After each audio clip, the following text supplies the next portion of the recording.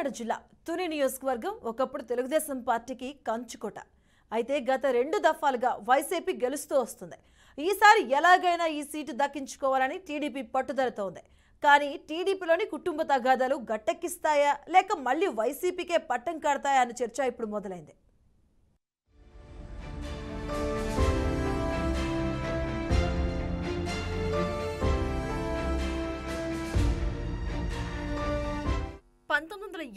నుంచి 2004 వరకు 6 సార్లు తుని నియోజకవర్గం నుంచి యనమల రామకృష్ణుడు గెలుస్తూ వచ్చారు.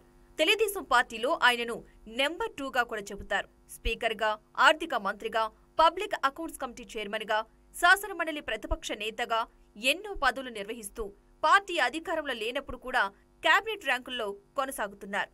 అయితే ఆయన ఎప్పుడూ నియోజకవర్గంపై దృష్టి పెట్టలేదు. ఆయన సోదరుడు యనమల కృష్ణుడు చక్రం తిప్పేవారు. ఎన్నికలలో ఆయనే వ్యవహారం నడిపేవారు. ఏ పని కావాలన్నా కార్యకర్తలు కృష్ణుడిని కలవాల్సిందే. యనమల ఎప్పుడైనా నియోజకవర్గానికి వచ్చినప్పుడు 1-2 సార్లు కేడర్తో సమావేశమయ్యేవారు. ఆయన గతంలో హైదరాబాద్, తర్వాత అమరావతి లేదా కాకినాడలోనే ఎక్కువగా ఉంటారు.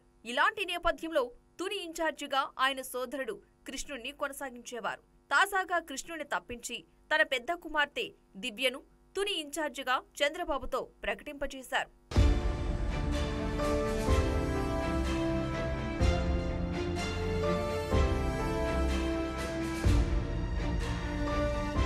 ఈ పరిణామాలతో కుటుంబ రాజకీయాలు భగ్గుమన్నాయి. తాను పార్టీని అంటిపెట్టుకుని ఉండి తన అన్న విజయం కోసం కృషి చేస్తే ఈ సమయంలో తనను తప్పించారంటూ కృష్ణుడు బహిరంగంగానే సమావేశాలు పెట్టారు. అసంతృప్తి, అసమ్మతి వ్యక్తం చేశారు. ఏం చేయాలో నాకు తెలుసంటూ సవాల్ విసిరారు. దీంతో యనమల రామకృష్ణుడు కొందరు పెద్దలతో సంప్రదించి మళ్లీ సోదరుణ్ణి చేరతీశారు. పార్టీ అధికారంలోకి వచ్చాక కీలక పదవి వచ్చేలా చూస్తానంటూ హామీ ఇచ్చారు. దీంతో కృష్ణుడు కొంత శాంతించారు. తుని నియోజకవర్గంలో ప్రస్తుతం పార్టీ తరపున యనమల రామకృష్ణుడు కుమార్తె యనమల దివ్య తిరుగుతున్నారు. అయితే కృష్ణుడు మాత్రం అప్పుడప్పుడు మాత్రమే వెళుతున్నారు. ఇలాంటి నేపథ్యంలో దివ్య గెలుస్తారా అన్నది సందేహంగా మారింది.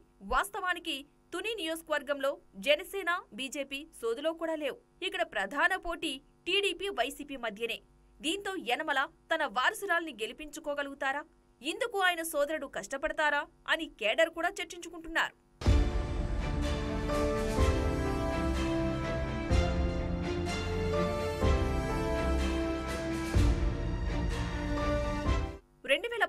టీడీపీ హవాలో కూడా ఇక్కడి నుంచి వైసీపీ తరపున పోటీ చేసిన దాడిశెట్టి రాజా గెలిచారు.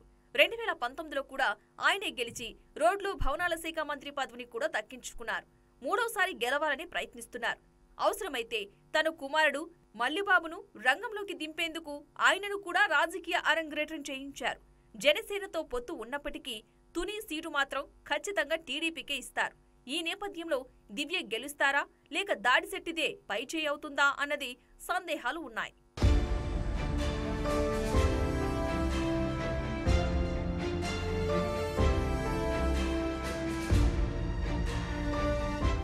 యనమల కృష్ణుడు పూర్తిగా సహకరించరేమో అన్న అనుమానంతోనే ఆయనను పాయకరావుపేట టీడీపీ సమన్వయకర్తగా యనమల రామకృష్ణుడు నియమింపచేస్తారని కార్యకర్తలు గుసగుసలాడుకుంటున్నారు.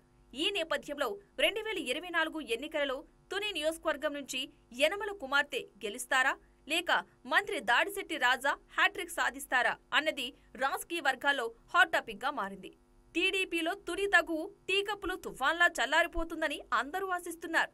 కానీ యనమల రామకృష్ణుడు సోదరుడు యనమల కృష్ణుడు మేధావి, రాజకీయాలు చేయడంలో దిట్ట. యనమల రామకృష్ణుడు ప్రధాని అనుచరుడుగా ఉన్న మాజీ ఎంపీపీ పొల్లాటి శేషగిరిరావుపై హత్యాయత్నం జరిగింది. అదేవిధంగా యనమలకు మద్దతుగా ఉన్న ఆంధ్రజ్యోతి విలేకరిని కూడా హత్య చేశారు.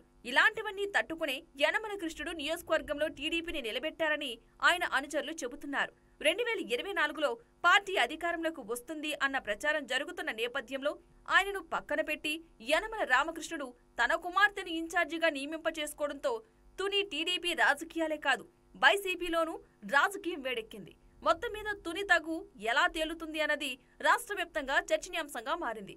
ఎందుకంటే తెలుగుదేశం పార్టీకి ఇది కీలకమైన సీటు. యనమల నెంబర్ 2 స్థానంలో ఉన్నారు. అందుకోసమే ఈ కుటుంబ తగాదా ఎలా పరిష్కారం అవుతుంది అన్నది నేతలు చర్చించుకుంటున్నారు.